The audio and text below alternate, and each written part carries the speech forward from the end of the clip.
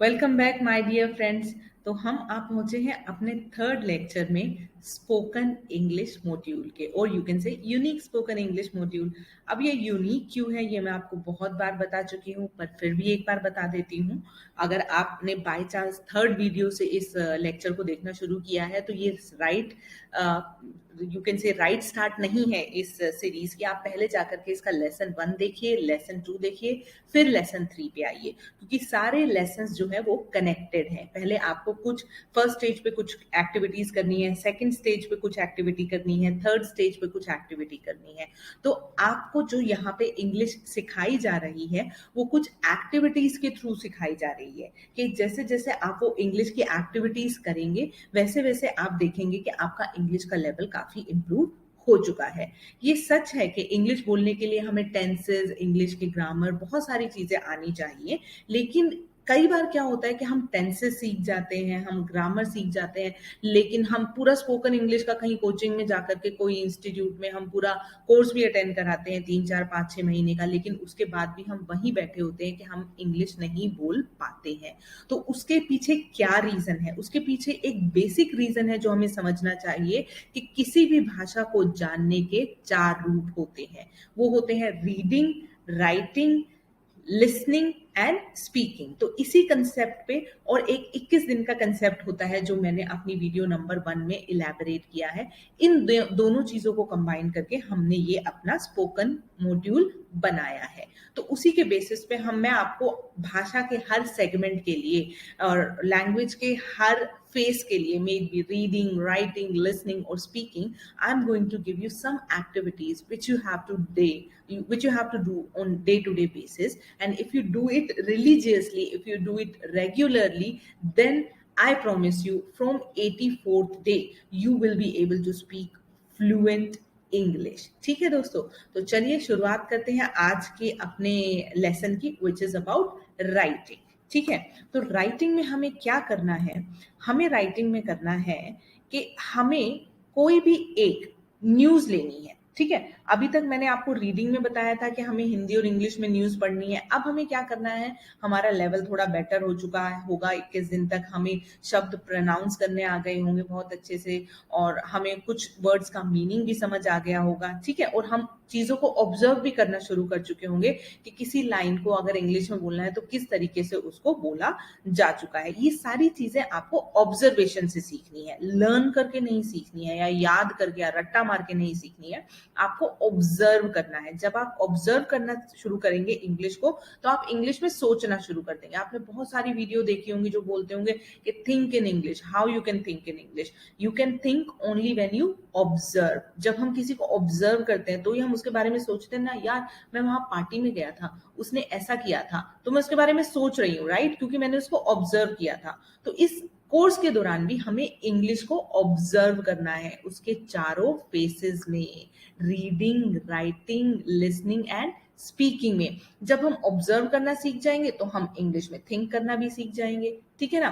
तो इन एक्टिविटीज को रेगुलरली करते रहिए, और मेरा प्रॉमिस है आपसे 84th डे से you will be speaking fluent English. ठीक है, तो अब ये जो राइटिंग है, राइटिंग हमारी शुरू होती है 23rd डे से, मतलब सेकेंड ब्लॉक ऑफ 21 डेज। ठीक है, तो इसके लिए भी आपको क्या कर लेना है, आपको अपनी डायरी में, अपने रजिस्टर में, पहले आपने एक काउंटर बनाया था रीडिंग का काउंटर, अब आप बनाएंगे राइटिंग का काउंटर। ठीक है, उसमें भी आप ऐसे ही लिखेंगे नंबर ऑफ डेज। अब यहाँ पे क्या लिखेंगे? 21 दिन तक का तो वहां लिखा हुआ है। अब आप यहाँ पे लिखेंगे डे 22, क्योंकि 21 दिन आपके रीडिंग करते करते, रीडिंग की एक्टिविटीज करते करते हो गए हैं। तो अब आप लिखेंगे डे 22, 23, 24, और ऐसे करके डे 42 तक आप वो काउंटर बनाएंगे, और साथ में रीडिंग और राइटिंग का एक कॉलम बनाएंगे। जो क्या एक्सरसाइज करनी है इस सेकेंड ब्लॉक में वो मैं आपको बताऊंगी। तो ऐसा एक आप जब काउंटर बना लेंगे अपने रजिस्टर में, तो आपको क्या करना है, आपको फिर करना है कि आपको कोई भी एक न्यूज लेनी है, इंग्लिश की न्यूज। ठीक है, और उस न्यूज को आपको 21 दिन तक मिरर के सामने खड़े हो करके बोलना है। ठीक है, अब आप कैसे बोलेंगे? आप बोलेंगे जैसे आपने कोई भी पैराग्राफ एक ले लिया। ठीक है, लेट्स से कोई भी आपने न्यूज ली, ठीक है, आपका उसकी लाइन है, अब आप शीशे के सामने खड़े हो जाएंगे, जैसे मैंने अपने सामने एक इंग्लिश का पैराग्राफ रखा है, तो आप अपना वो मिरर के सामने खड़े होकर के अपनी न्यूज लेकर के खड़े हो जाएंगे और आप उसकी एक एक लाइन पढ़ेंगे और अपने आप को शीशे में वापस देखेंगे। ऑब्जर्व कीजिए मैं कैसे कर रही हूँ। देखिए मैं रीड कर रही हूँ। We must insist that free oratory is only the beginning of free speech. It is not the end, but a means to an end. The end is to find the truth. The particular justification of civil liberty is know that the examination of opinion is one of the necessity of man. तो ऐसे आपको पढ़ना है, आपकी जो भी news होगी उसको शीशे के सामने एक एक अक्षर को बहुत क्लैरिटी से धीरे धीरे बोलिए, कोई जल्दबाजी नहीं है भागने की। जब बोलने लगेंगे तो आपकी जो टंग है ना वो इंग्लिश बोलने के लिए सेट हो जाएगी, फिर धीरे धीरे जब टंग सेट हो जाएगी तो अपने आप ही आप देखिए सबकॉन्शियस माइंड में आपके बैठ जाएगी और अपने आप ही आप मुश्किल से मुश्किल वर्ड और मुश्किल से मुश्किल लाइन पढ़ते चले जाएंगे। वो कहते हैं ना कोशिश करने वालों की हार नहीं होती। तो ये जो मॉड्यूल है ये बेसिकली कोशिश पे, आपकी विल पावर पे बेस्ड है। तो आपको 21 दिन तक एक न्यूज लेकर के शीशे के सामने उसको पढ़ना है। ये तो हो गया इस 21 दिन के दौरान का आपका रीडिंग का टास्क। अब ये जो है ये ब्लॉक तो राइटिंग का है, तो अब राइटिंग के लिए आपको क्या करना है, अब हम अपना राइटिंग का काम भी शुरू करेंगे 22वें दिन से। तो हमें क्या करना है, 22वें दिन से हम रात में सोने से पहले हमने पूरे दिन में आज क्या क्या किया है वो हम एक कॉपी में लिखना शुरू कर देंगे। एक छोटा सा पैराग्राफ लिखेंगे, ठीक है।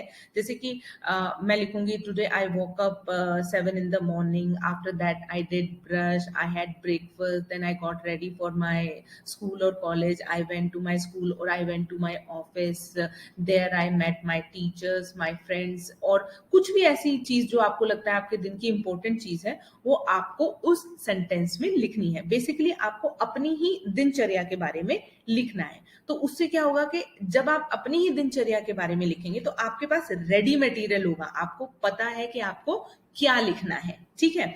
अब इसके लिए मैं आपको एक टिप देती हूँ। जब हम रात में लिखेंगे कि हमने पूरे दिन में क्या किया, तो बेसिकली ये जो लिखना होगा ना, ये लिखना होगा पास्ट टेंस में सारा, ठीक है, क्योंकि वो काम तो हो चुका है already, it has already happened. तो ये मोस्टली क्या होगा, पास्ट टेंस में लिखा जाएगा। अब पास्ट टेंस के सेंटेंसेस बनाने के लिए आप मेरी एक वीडियो देखिए, पास्ट प्रेजेंट और पास्ट टेंस की मैंने एक वीडियो बनाई हुई है, उस वीडियो को देखिए, वो आपको रूल बताएगा कि आप कैसे सेंटेंसेस बना सकते हैं पास्ट में, ठीक है। तो वो वीडियो देखो, आपको उससे आइडिया हो जाएगा कि आपको कैसे सेंटेंसेस बनाने हैं। और अगर पॉसिबल हो तो सारे टेंसेस की वीडियो देख डालो, क्योंकि अगर कोई डिफरेंट टाइप का सेंटेंस आएगा तो आपको थोड़ा आइडिया होगा कि हाँ कैसे सेंटेंस बनाना है। बाकी तो आप ऑब्जर्वेशन बेस से भी सीखेंगे कि इस लाइन को किसी ने कैसे बोला, ठीक है, इस लाइन के लिए यहाँ पे क्या यूज किया गया था। और टेंसेस की अगर आप सारी वीडियोस देख करके आएंगे तो आप इजिली लिख पाएंगे।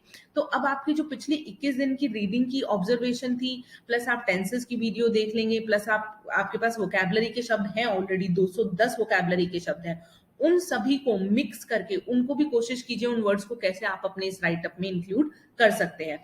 तो डेली रात को सोने से पहले आप अपना एक पैराग्राफ लिखिए, ठीक है। और ये लिखने के बाद आपको फिर से इसमें टिक करना है, जो आपको मैंने डे काउंटर बनवाया था कि आज की मेरी रीडिंग हो गई, आज की मेरी राइटिंग हो गई। रीडिंग और राइटिंग वो है जो मैंने आपको बताई है। तो ऐसे आप 42 दिन तक लगातार टिक टिक टिक टिक करते चले जाएंगे, ठीक है। 22वें दिन से जब आप बोल रहे थे, अभी तक तो क्या बोल रहे थे, 22 दिन से आप न्यूज़पेपर की रीडिंग कर रहे थे, लेकिन अब 22 से लेके 32 दिन मतलब 10 दिन तक आपने अपनी दिनचर्या ऑलरेडी लिख ली है, ठीक है। तो अब आप क्या करो, 32वें दिन से आप न्यूज़पेपर पढ़ना छोड़ दो और आपके जो 10 आर्टिकल ऑलरेडी रेडी है ना, उन आर्टिकल्स को बोलो। आप कहाँ पे बोलने हैं आपको, शीशे के सामने खड़े होके, मैंने आपको पहले भी बताया था। तो शीशे के सामने खड़े होके जो आर्टिकल आपने लिखे हैं उनको पढ़िए। अच्छा, साथ साथ आप एक काम भी कर सकते हैं कि आप अपने इन आर्टिकल को MS वर्ड में टाइप कीजिए, ठीक है। टाइप करेंगे तो क्या होता है कि वो आपको ग्रामर के एरर दिखा देगा, स्पेलिंग के एरर दिखा देगा, तो वहां पे आप अपनी गलतियां खुद ही पकड़ सकते हैं। You do not need a teacher. जब आप अपनी गलतियां खुद पकड़ना सीख जाएंगे तो भी आप आधी इंग्लिश तो वैसे ही सीख जाएंगे, बिकॉज यू नो कि आप कहाँ गलती कर रहे हैं और क्या गलती कर रहे हैं। ठीक है, तो उन राइटअप्स को एमएस वर्ड में टाइप करो। चाहिए तो आजकल बहुत सारे फ्री सॉफ्टवेयर्स आते हैं, गूगल में डाल के उनकी ग्रामर चेक कर लो, लेसन चेक कर लो, सब कुछ आप कर सकते हो। ठीक है, वो चेक करने का मतलब ये है कि फिर हमें ऑब्जर्व करना है कि मैंने कैसे लिखा था और सही तरीका क्या है, मेरे लिखने में क्या गलती थी। तो जब मुझे मेरे लिखने की गलती समझ आ जाएगी तो मैं वैसे ही आधी से ज्यादा चीजें अपने आप सीख जाऊंगी या सीख जाऊंगा।